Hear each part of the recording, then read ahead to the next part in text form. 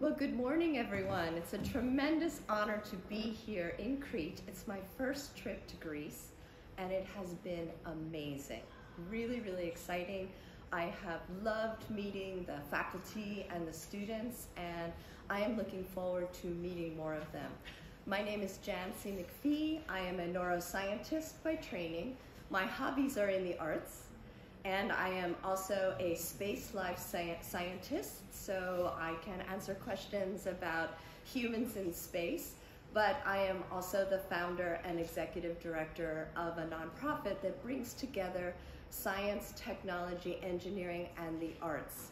Because it is indeed very important that we conduct meaningful science and technology, but also that we communicate the importance of the work that we do, and we continue to approach problems creatively so that we can come up with the hard solutions that we need here on the Earth and also in space.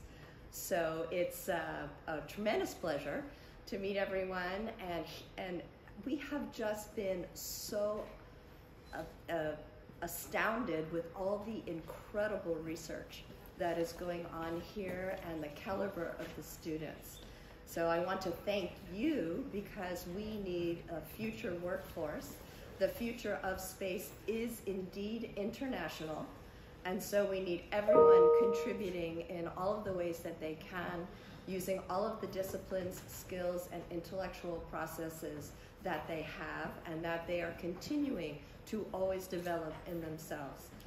So I frequently attend events where the focus is on science and technology and engineering, and Johnny's parents will come up to me and say, my son or daughter is very, very interested in the future of space. How do I nurture their interests so that they will grow up to become scientists and engineers?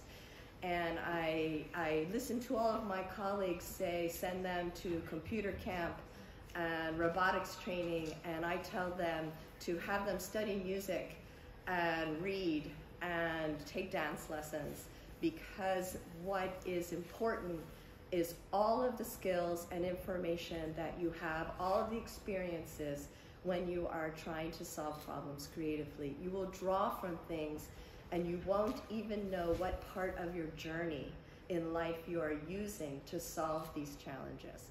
So if any of you have children out there, I encourage you not to say no to anything. If they are passionate, let them explore that and learn from their experiences.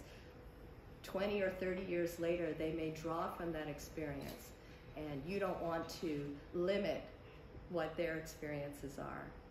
So once again, really excited to be here. I look forward to telling you and sharing with you what I know about human space exploration and also the power of bringing the arts together with science, technology, and engineering. So if there are any questions, I am happy to answer them. So the best way to do that is to, the question was, how do you connect science, technology, and the arts? So the important way to do that is to create activities that help bring them together, to message about people who are already walking this fine line of drawing on the arts and science and technology. And you will hear from my talk later that there have been lots of teams of people who are combining skills in the arts with skills in technology to create and innovate, and to talk about that is helping people to understand and be aware of the power of bringing them together. We need to have educational programs that are also allowing the students to study not just engineering and science, but also the arts, and to encourage in the arts program to explore through the arts questions that are related to science and technology. And similarly, in these science and engineering classes, to stress that it is not enough just to have the analytical skills, but you need to know how to talk about them, how to tell your audience why what you are doing is important, to draw on graphic arts and music and film and video, and how you write is very important For many decades, we used to laugh about how we educated engineers, and we would smile at how bad they were in front of the camera and how they couldn't talk about the work that they were doing. No more of that.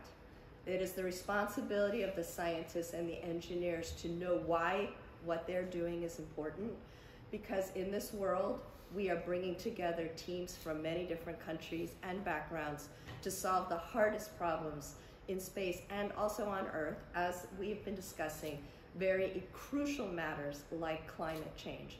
And so we need to be able to talk to each other. We need to be able to talk each other's languages, and we need to talk to the public, because also, as we all know, we have to convince the general public that the work that we are doing is important, and it's important to them, not just to us. So that is one thing. And through the nonprofit work, we offer activities, we message about people who are working in the sectors that bridge both the arts and engineering and science. And we are also working very hard to encourage people to prepare themselves to be better problem solvers. As a neuroscientist, I am aware that people frequently talk about how one half of your brain is for science and technology and analytical processes, and the other half is for those who are artistic and musical, and that there are clearly some regions of the brain that focus on some skills and not others, but what's really important is how you connect all of your brain. And why would anybody only want to use half their brain? That makes no sense to me at all. So we need to encourage everyone to use their whole brain as individuals, and then have the skills to work together, to communicate, to collaborate, to respect different methods to approach problem solving, and bringing together science, technology, and the arts. And when I say the arts, I include all the arts. It's the performing arts, it's music, it's theater. Through the work with my colleagues, we've encouraged scientists to create films and write poems about the important work that they're doing, to get them to communicate and message about what they're doing. So we're not just working with the artists, we are also working with the scientists.